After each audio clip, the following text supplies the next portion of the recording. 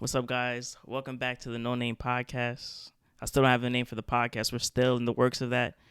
Today, I got two special guests. They got some social proof. They've done a lot. So introduce yourselves, guys, real quick. My name is LaRon Jones, founder and CEO of Mr. Jones LLC. Hello, everyone. My name is Jarmika McCurtis. I am the co-founder of Mr. Jones as well as the community outreach director. So before we even get into they also have vending machines too, guys, by the way. Also have vending machines. They're also in the cannabis business. So before we do that, a little bit about myself. My name, if you guys don't know me, I'm Don Luxama, six-figure option trader known for vending machines. Do a bunch of little side hustles, but just to make sure everything's passive. But what's the lesson you guys learned this week? The biggest lesson you guys learned this week? Something valuable that you could share that you learned this week? Always be a student to life. Whew. You know, it's always change. Things are always changing. You got to change with the times. That's a fact. How about you? For me, I know I had a very rough week, but I can say that sentence would just be patient with yourself. A lot of times we get so worked up on the expectations, what we need to do in our daily routine that we just sometimes have to stop and just, take a minute. So be patient with yourself. That's very important. I know a lot of times we try to rush through things. We try to just get everything done at once, but you just got to be patient. So give me a little background of how everything started. We're going to start with the vending machines you guys just started doing recently. Right. Okay, so take me back to how did this cannabis business start? I've been in cannabis now probably 12 plus years.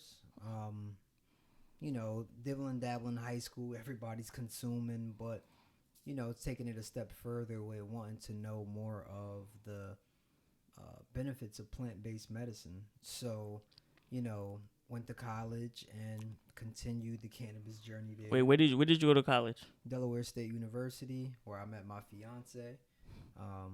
And we ran a six-figure college cannabis operation up there. Came home, and the goal was to go from legacy to legal. Wait. So 6 figures. So you were doing 100,000 a year. How were you making that 100,000? What were you doing? I mean, you just regular selling it or just running an operation? Was it just you? Did you have runners? How did the whole operation work? Just putting a system in place.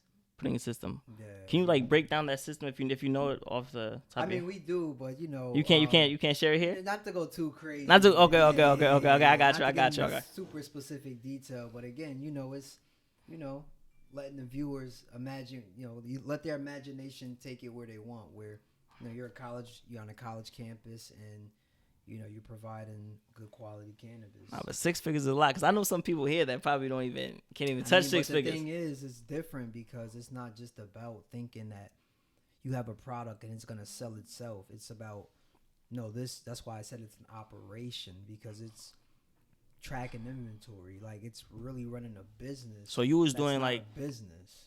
Okay, so you was doing all the back end stuff, so Excel spreadsheets. I know where I'm getting. This is okay. Serious. So it's serious. Okay. And the average Joe is thinking, let me just grab something and think it'll sell itself.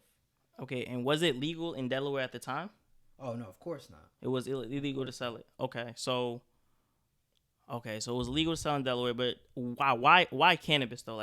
You could have sold any other product that you wanted to, because you already had that. It's part of our daily culture. I mean, something we use on a daily. So, and again, it's plant-based medicine. So, working through plant-based medicine, educating people about that, proved to really be very beneficial. Especially when you're amongst a population that are open to that kind of knowledge, Wait, what do you mean? Explain that. What do you mean by college students? Oh, college students. Okay. Also consumers. Got you. So hot take, really, because I don't smoke. I don't drink, because I believe that anything that takes me out of my, let's say, my element, for example, I don't want to do it. I want to have clear conscience and clear decision making in everything I do. That's a good point. So what do you say to those people that are kind of the naysayers, you shouldn't use cannabis for recreational uses because of all the negative benefits, because I seen like a lot of people, like I was telling you before, like I seen like a lot of people, they started with cannabis and then they went to like higher drugs and higher uses and doses. Like what's like your opinion about that, or your knowledge? It's just going back to, the research. Like, the data speaks for itself. It's not a gateway drug. That data has come out. There's other states that shows when cannabis is legalized, youth consumption decreases, alcohol consumption decreases for certain populations. Fatal car crashes decrease. So again, it's different with people thinking that this comes with a certain kind of stigma. Okay, so you're saying that when it's legalized, from the research that you did, that once it's legalized, that less people are doing it because they don't feel like, oh, it's like illegal. Because I feel like when stuff are like illegal, people tend to do it more. So when it's like legalized, now less people are wanting to do it. I mean, that's a good point, but I also feel like when it's legalized, it opens the door for the other people that were on the fence. Like, okay, it's only 3% of the world's population that has consumed any form of cannabis. Like that's weed, edibles. No, yeah, any form of cannabis. So okay, growing that, even if it's the 10%, all of that comes through education. Got you. Do you feel like a lot of people are miseducated about cannabis? Definitely. I mean, the fear mongering campaigns from back in the day still hold true to this day with certain demographics. But and wait, which kind of demographics are you talking about? The 55 and up demographic. Oh, okay. But ironically, today, that same demographic, they're like one of the higher consumers in the market. Okay. So, it's like you said, now that they know it's legal, those are the kind of people that were on the fence, but now they know, this is something that I can take, as opposed to, oxycodone or something. Okay. So so a lot of people I've seen like a lot of cases where people have been to jail for marijuana like 25 years and up for carrying like, let's say, more than what they're supposed to, like whatever it is. Like, what's your opinion on that? Like, there's a lot of people that are in jail for it, and now it's legal. Right. What do you think should be done about all those people that went to jail that was caught with it, like whatever? I mean, it's what they call community impact or social equity. These people should be, like Corvain Cooper. He's out of L.A. He was facing serious time. He served his time, but he was freed. Now they got a brand, 40 Tons brand, and it's all really about partnering with the Last Prisoner Project to help free some of these people that have been, Wait, what's partnering? Wait, what is that? Is that like a type of organization? Yeah, Last Prisoner Project focuses solely on the individuals that have been arrested for cannabis. So, Michael Thompson, he was just freed. He served 25 years in jail for an ounce. For an ounce? Yeah. So. And how big is an ounce? Because I don't know, like 28 grams. 28 grams. Okay, very small. For 25 years. Yeah. That's a long time. Very small. So, it's the right thing to do. And they're taking a big step. Well, they're taking steps now in the right direction to right some of those wrongs. Okay. So let's take it back. So before even college, were you like an entrepreneur before? Did you have any entrepreneurial experience before then? Like selling stuff? Like I'm talking about way before high school, like growing up. Or did you see entrepreneurs in your family? Well, I mean, we had entrepreneurs in the family, but, just growing up, understanding life, it's like I want to be a businessman. I want to pay myself, wake up, work in the morning for myself. So, taking that next leap with educating, yourself, we went to college, and it gives you a good base foundation of certain ways to do things. But, a lot of that is just, it comes down to applying your knowledge. You could have learned something in the 5th grade that you can apply today that might help you. So, and you could have learned something in college last week that may not apply to anything you're doing until 20 years from now. So it's all about how you apply the knowledge you receive. And did you have any mentors? Like, there was anyone like, do this and do that, or basically like show you the ropes? Uh, family, working with an uncle of mine who's, been running his own business for 30 years.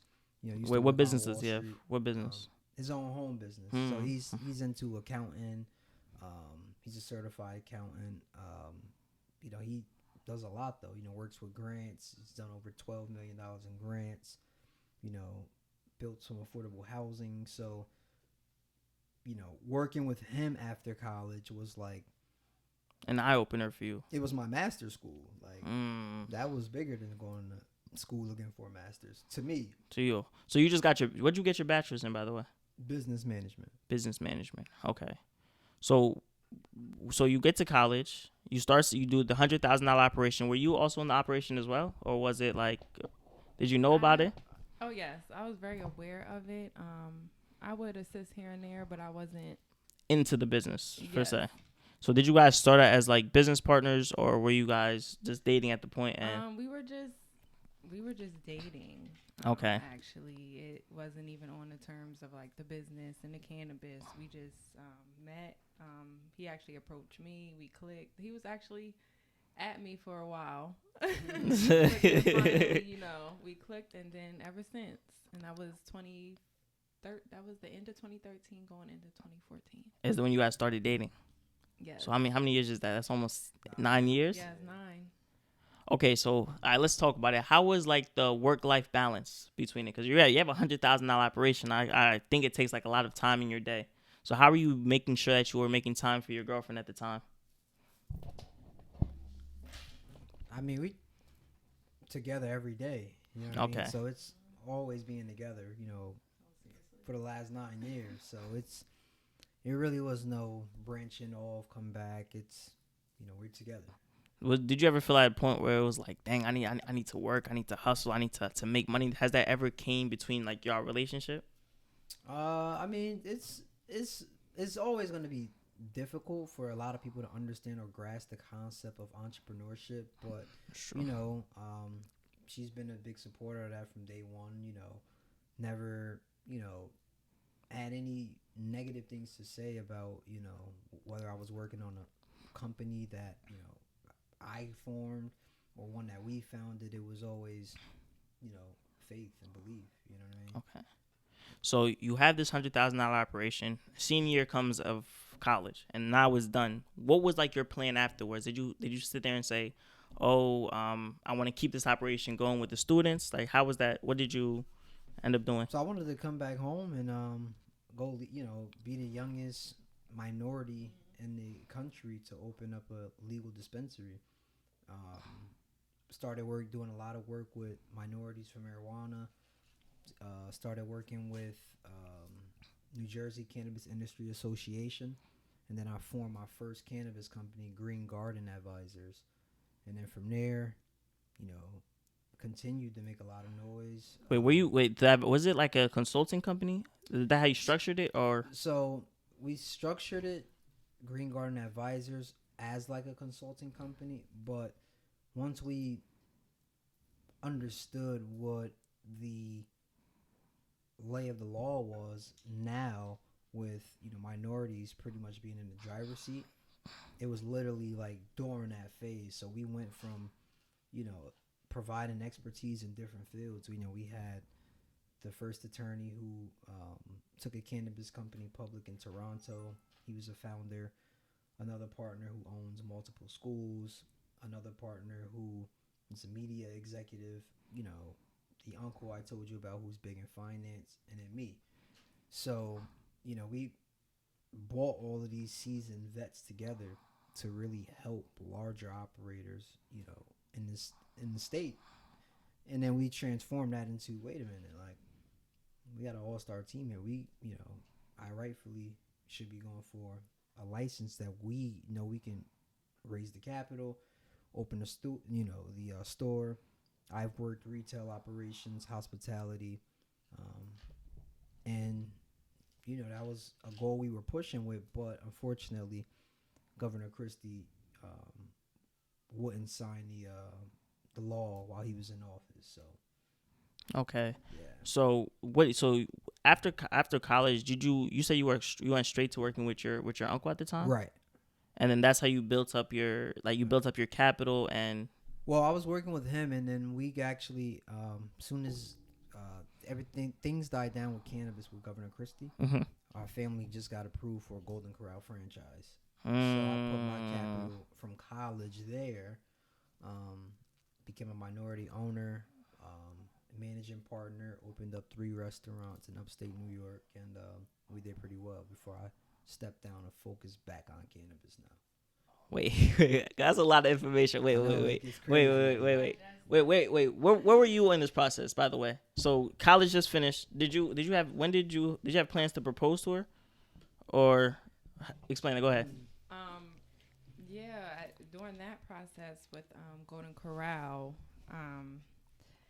it was a journey because I feel like he had to go away for training. Right. That was like 3 months. Yeah. About 3 months. I was actually, at the time, I stayed in New Jersey. Okay. While he was away at training, but I was always going to, visit him and stuff like that. But once he was done training and actually opened a store and began working in New York, he was just traveling back and forth. So we were living together. Okay, so you guys were living together at the time, but where were you at the time? You said where were you? We were still living together, but I had to go to training in Raleigh, North Carolina, to become a certified hospitality manager. Okay, so you became a certified hospitality manager, and you opened 3 Golden Corrals. You opened up 3 different restaurants. 3 different restaurants. What were the restaurants that you built at the time that you opened up? Those were all franchise Golden Corral. Oh, those are okay. They were franchise Golden Corral. Okay. The number 1 buffet in America. Okay. I think I've been to Golden Corral once. Do you like the food? It is good. The food is very good. And you don't have to answer this question if you don't want to, but how much was those Golden Corrals making at the time? You had those 3. How much were you making from those Golden Corrals straight out of college?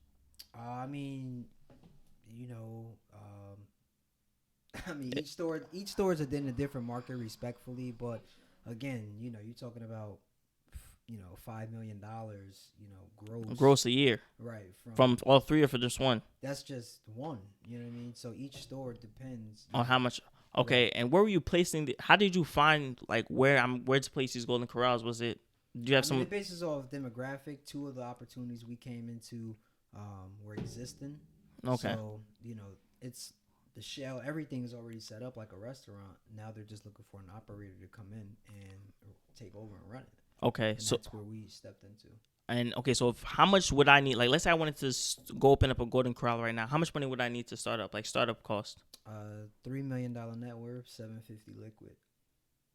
And just by yourself, or is that just? If you want to be in with a group, the group can come together with that. Were you within it? Were you in a group? We were in a group. My uncle, the CFO, the finance uncle I was just telling you about. He's the president of that company. So. Okay, so dang. Okay, so you said $750 liquid, $3 million net worth just to be able to open just one of these restaurants. That's just to qualify. And you opened 3 of these. Right. Okay, so you opened 3 of these, and you see everything's running, everything's going. You're making money from the Golden Corrals, and you said you guys were living, and you guys were in New Jersey at the time. Yeah, we were still in New Jersey. So I was traveling up every day. Every day, just to. And wait, what was your role? What was your operations manager? Just operation manager. You just made sure that I became the director of catering. I'm so sorry. Director of catering. Okay. Yeah, so we work with some Walmarts, J.C. Penney's, Lowe's, feeding their employees during Black Friday. Okay. Oof. Okay. Big contracts. Big contracts. Oof. Okay. And what were you doing at the time? You said you told me you were doing social work. Yeah, so I have my master's in social work right now. So I received my bachelor's in social work at Delaware State, and then we graduated the same year together. Okay. And I moved to New Jersey. I was open to doing that. Attended Rutgers for 1 year, and then received my master's. But at the time, I think at the time I was just working at local agencies. Care management organizations, stuff like that. And did you guys own the house, or was it it was an apartment? How was that? You were renting an apartment. Mm-hmm. Okay. So you're doing the 3 restaurants, everything is going well, and now why did you decide to step down? And because cannabis was back on the board. So Phil Murphy got, he was running on a premise of cannabis. He got approved. Well, he got approved.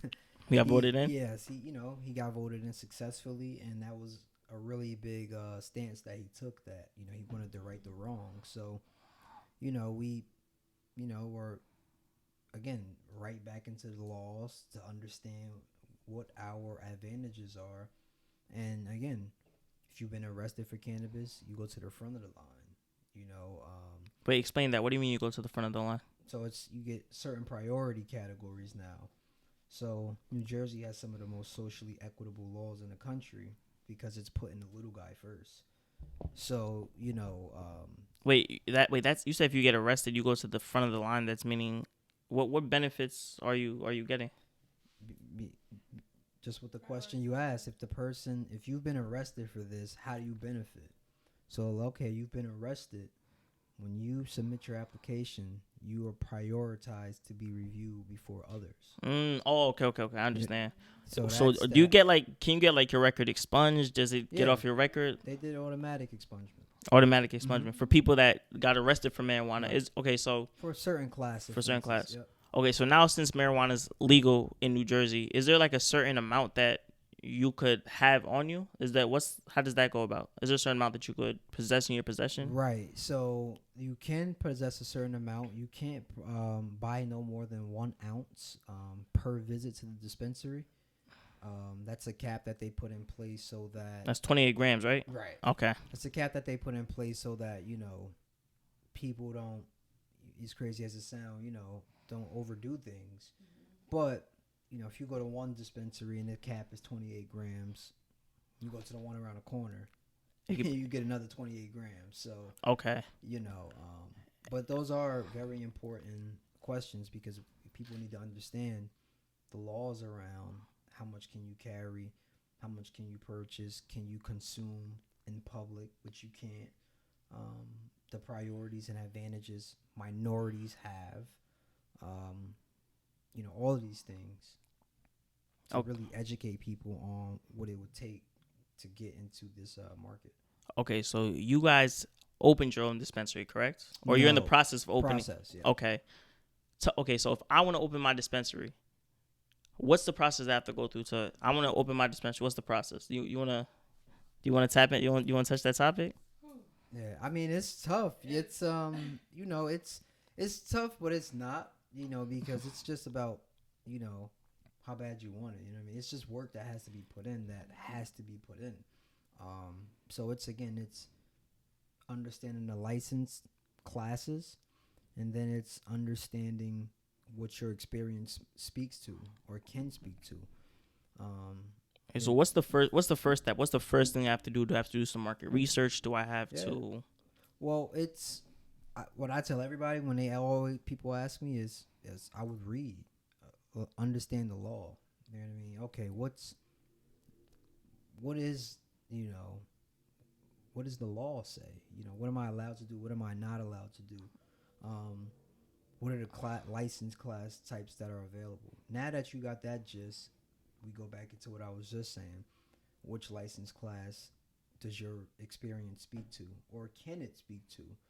Then you start to look at building a team, creating a model, business all of these things. So once you got all of those things, now you're, meeting with local, council members, because you got to get acquainted with all of these things. It's not just I'm opening up and I'm letting them know. The way that New Jersey did it this time is you don't open up unless you get the stamp of approval from the city, and then you get the state license. So your local municipality has to know you.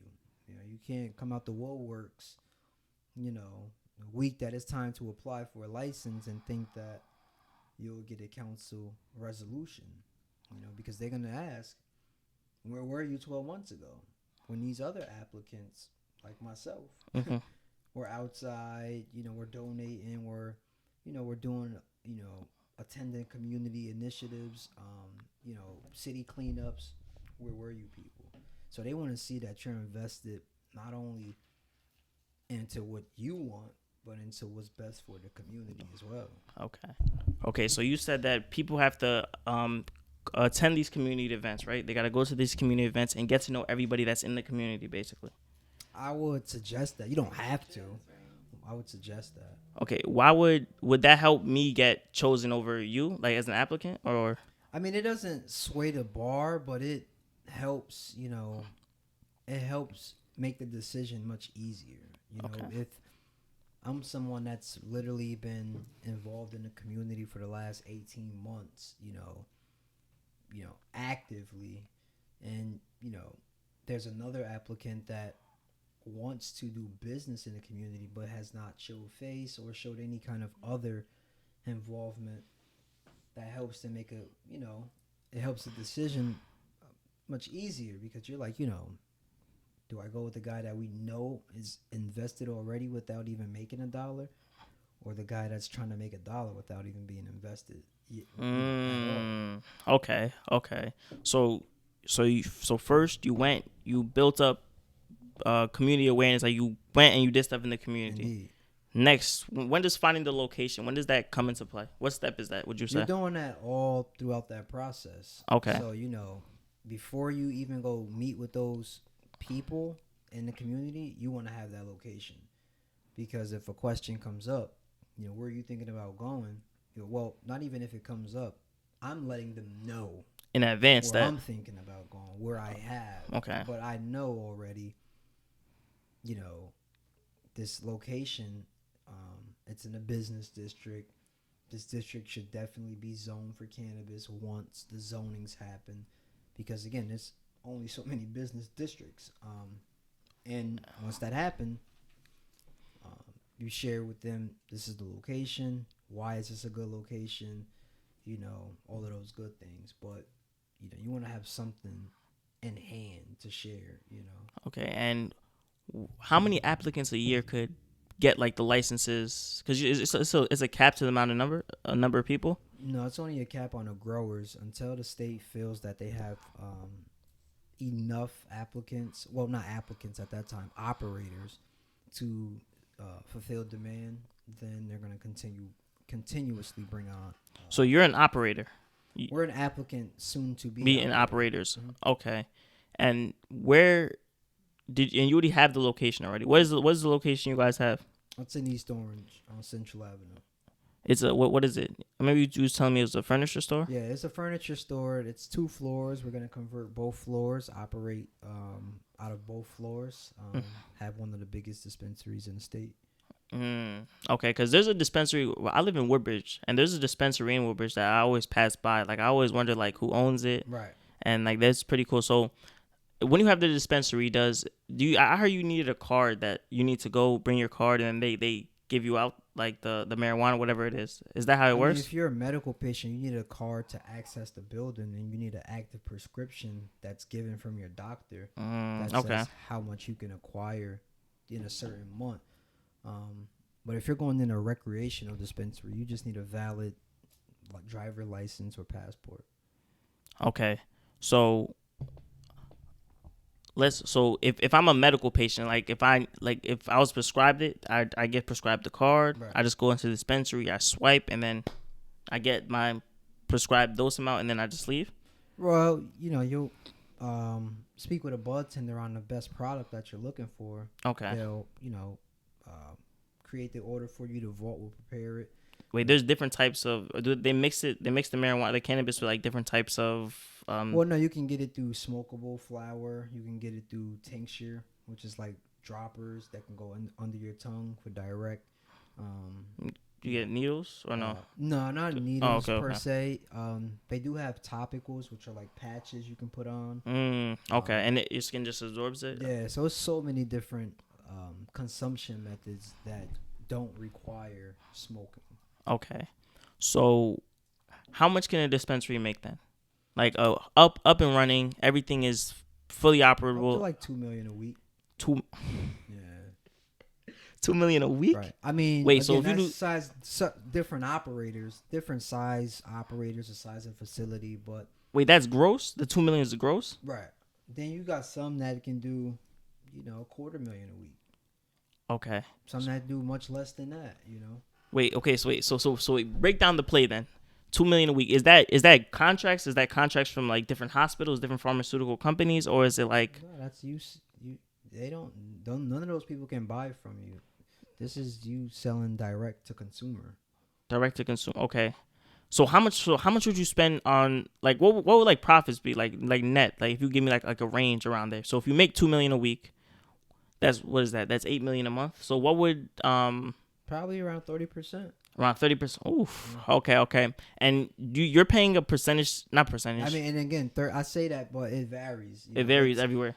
That could be way lower than that because again, you're talking about staff size. It's a number of different factors. But if you're a micro business, then you might be able to do 30% margins or a little bit more. But we also got 280E, which is a federal tax on Schedule 1 drugs. So that's another tax we got to pay to the government. Wait, what's the percentage of that tax? How much is it? It's a hefty number, man. It's a hefty number. Yeah, okay. Very hefty number. Is that law like is people trying to tweak that law right now? Yeah, because cannabis is in the same classification as heroin. Once we remove that, then we don't have to pay that no more. Wait, why is cannabis in the same classification? Do you know, or is it like? But going back to the beginning of the episode, it's the fear mongering, what people thought it would do to you, so they put it in that classification. So what does research say that marijuana will do to you now? From like the research you've done, what does it say that it could do? It does a lot. It could be. It can have a lot of effects on you, or beneficial ones. Again, anti-cancerous, energetic. It can give you energy. It can do right. It's just so many pain, inflammation. Are there any cons to it though? Nausea. Is there any cons to it, like anything that it could affect you with that you know of? Not really. I mean, if the con is like, if it's an edible, you eat 100 milligrams, like a micro dose is 10 milligrams. That's the average dose of an edible. You eat a 10 milligram edible, you're not going to be, falling out. But, you eat 6 of those or somebody that doesn't consume, or 5, it's in your bloodstream now. So, you got to take that trip, so. Wait, take the trip where? No, take the trip to the moon. Oh. Maybe like hospital. Okay. And where we going? No, I'm thinking like I'm thinking like hospital, like people get like people get like trip there too. I'm thinking people get like alcohol poisoning and stuff. So I'm thinking if you right. But it's something like you can't get it out of your blood because it's in there, So I mean, how do you get it out your blood? You can't. So does it impair like anything like yes, cannabis definitely impairs. So you shouldn't be driving. So you shouldn't be driving. You shouldn't be. I'm not gonna. Now you should not drive while you are consuming, but if you have consumed in the house, that doesn't mean, look, man, I just smoked a blunt. I can't drive nowhere for the rest of the day. Yeah, it's not gonna do that. Again, now if you're driving, I wouldn't recommend it for anyone. Okay. But, again, it's not something that's gonna impair your movements to the point where you are impaired and can't function or move. And if so, then you rightfully so should not be dabbling into something of that level if you're a starter. Okay, so is there any people that you would say that shouldn't be smoking at all? Like people that, let's say, like they're sad, they're like more like depressed. It's cannabis products for everybody. There's people that always say, it makes me paranoid. Yeah. Research also shows that cannabis doesn't make you paranoid. It's you're going into the consumption of cannabis with paranoia in your mind already, which really triggers additional paranoia. Okay, so it's like you already speaking it over yourself, and then if I'm scared of the dog before I go to the house, and now I see the dog, now you're gonna be okay. So you're gonna be extra scared of the dog now. Okay, and like that's real research, like but again, it's now if you can't consume for some medical reason, then no, you shouldn't. Let me not say that, but if you're dealing with depression or anything that an opioid would be prescribed for, 95% of the time there's cannabis that can substitute for that. Okay. So now that you guys have your whole operation going, you have the dispensary. What's your plans for the future now? To grow this business, to scale it? Yeah, we want to open, well, the goal for Mr. Jones is to be the largest minority-owned retail company, cannabis retail company in the country. Okay. And it starts right here. So, question: Are you already selling like Nothing? You're not selling anything right now. No, zero. Okay. Do you do that like? Can't do anything right now until you're fully licensed. So okay. So what happened to all the people that's like selling right now? Like the people in the schools that are selling. I mean, it's just like don't just get like caught. New York, a lot of people wanted to jump the gun, open up smoke shops. The landlord don't care. It's legal, And what happened was the people that take the actual legal route, they do it the right way. New York's governor, they couldn't cracking down. Now they getting raided, and what happened is if they raid you, and they know who you are, but if they raid you, they said you can't apply for a regular license now. You're barred. Okay. So now you done shot yourself in the foot. So just to make a quick dollar. So if you were paying rent and you had leases for those stores, now you have to pay that all back, basically. No.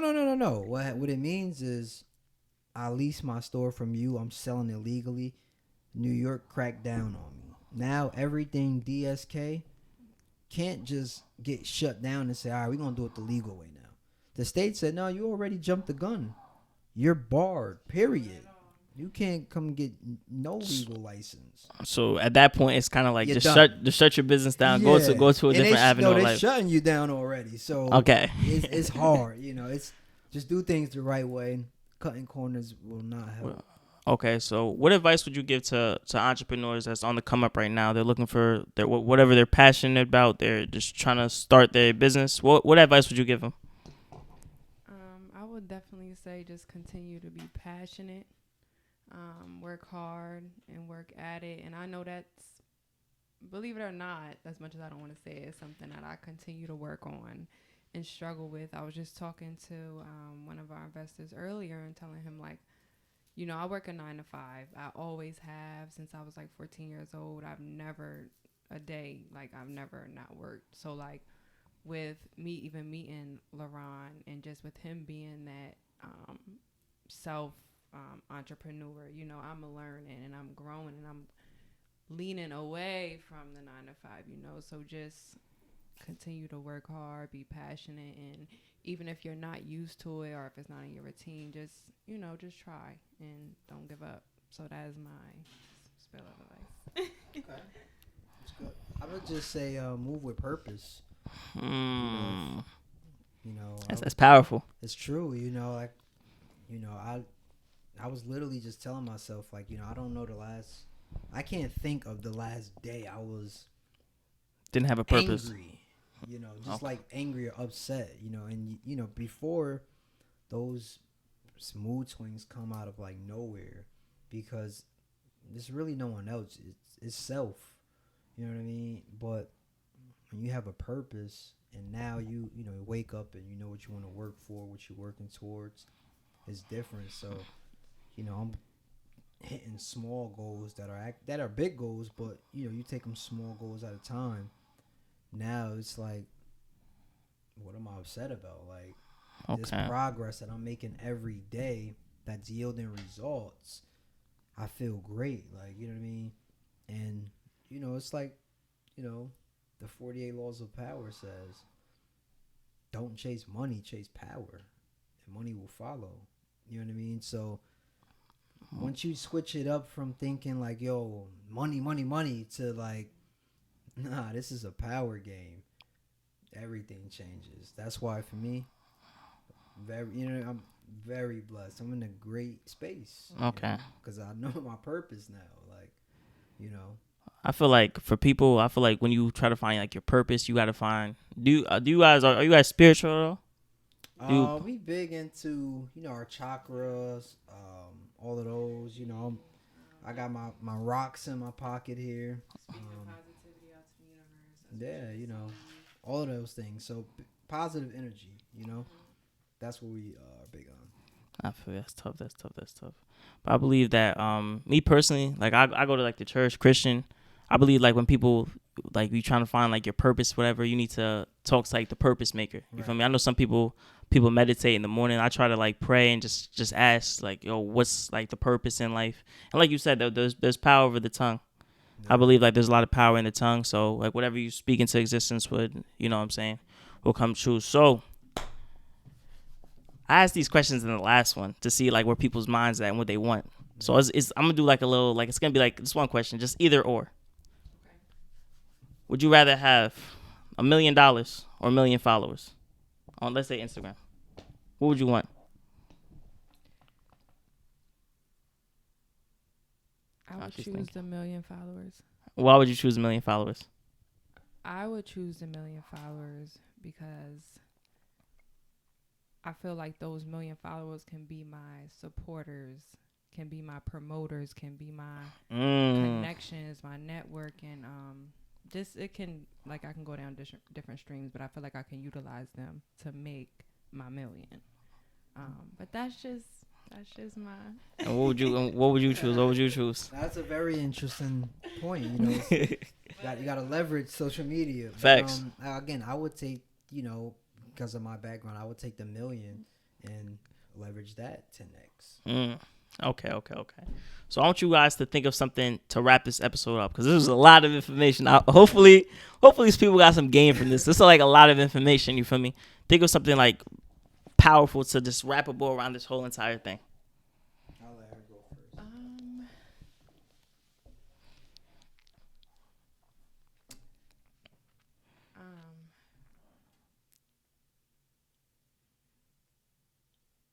You have yours? I'll go. That's a good point. That's a good point. I don't know. I think, you know, again, just to really wrap it up, it's just, you know, staying molded, keeping your faith, you know, keeping the energy high and moving with purpose. You know what I mean? Like it's really a less is more kind of thing, you know, and the sooner we understand that, you know, the more abundant things will be. As crazy as it sounds, but that's just what it is, you know. Get back to writing things down that you want to accomplish. You know, get back to seeing things visually to check off. You know, get back to, you know, holding yourself accountable. Get back to reading. You know, all of these things are very important because, you know, just like they said, you know, many rich people, you know, you can't find that don't read. That's a fact. If you want to hide something in a book, hide something from someone, put it in a book, you know. So, you know, 48 Laws of Power, Rich Dad, Poor Dad, Mastering the Game of Money. All of these are great books to tap into to go to the next level. You know what I mean? Personal development. That's a fact. Do you have yours? Be just a little short and sweet. No, I just wanted to say, I feel like you have to sometimes be uncomfortable to comfortable. So with that being said, sometimes those short goals are big wins, and we all have to start somewhere, and that goes for any domain in life, whether that's physically, emotionally, environment, business, spiritual. You have to start somewhere. So, yeah. Man, thank you guys for tapping in. Man, we need to get you on another episode. When you like everything's up and running, from I definitely want to hear about it. You feel me? But thank you guys for watching, and I hope you guys have a great rest of your day. Yes, Sheesh. thank you for having us. Hey.